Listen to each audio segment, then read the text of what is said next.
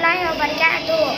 عن جابر رضي الله عنه قال قال رسول الله صلى الله عليه وسلم لا تأكلوا بالشمال فإن الشيطان يأكل بالشمال.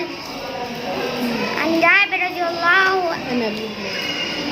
عن أبي هريرة رضي الله عنه قال رسول الله صلى الله عليه وسلم المؤمن القوي غير الأحب إلى الله من المؤمن الضعيف. عن أبي هريرة رضي الله عنه قال رسول الله صلى الله عليه وسلم يسلم الصغير على الكبير والمال على القائد ولا القليل على الكثير.